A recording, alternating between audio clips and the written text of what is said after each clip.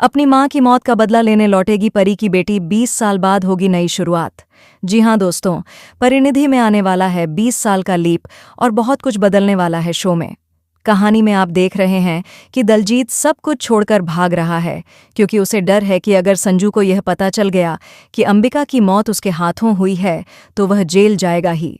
लेकिन संजू उसे जिंदा भी नहीं छोड़ेगा।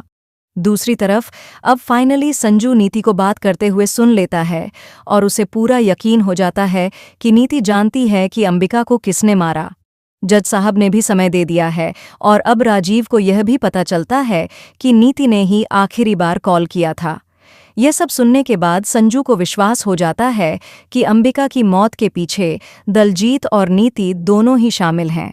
अब संजू ने नीति को चैलेंज भी कर दिया है कि वह असली मुजरिम को जल्द ही सामने लाएगा।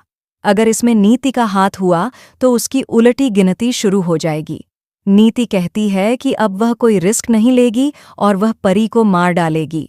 जी हां, नीति जेल के अंदर ही अपने गुंडों को भेजकर परी को जान से मरवाने वाली है। एक तरफ परी प्रेग्नेंट है तो दूसरी तरफ नीति ने संजू का फायदा उठाया है, यानी अब नीति भी मां बनने वाली है। ऐसे में संजू अब अपनी परी को बेगुनाह साबित करने के लिए जी जान लगा देगा।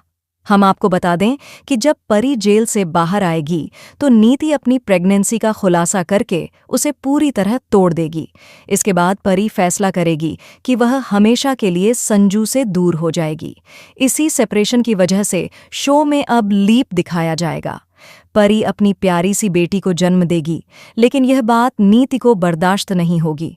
इसी कारण वह जानबूझकर परी की हत्या कर देगी। अब लौटकर आने वाली है परी की बेटी, जो अपनी मां की मौत का बदला लेगी। यानी 20 साल बाद शुरू होगी एक नई कहानी।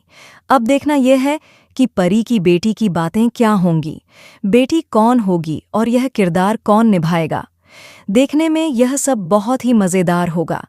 फिलहाल दोस्तों, हमें कमेंट करके बताएं, क्या आप चाहते हैं कि आंचल साहू शो में लीप के बाद भी बनी रहें? ऐसी ही टीवी की लेटेस्ट अपडेट्स के लिए हमारे चैनल को सब्सक्राइब करना न भूलें।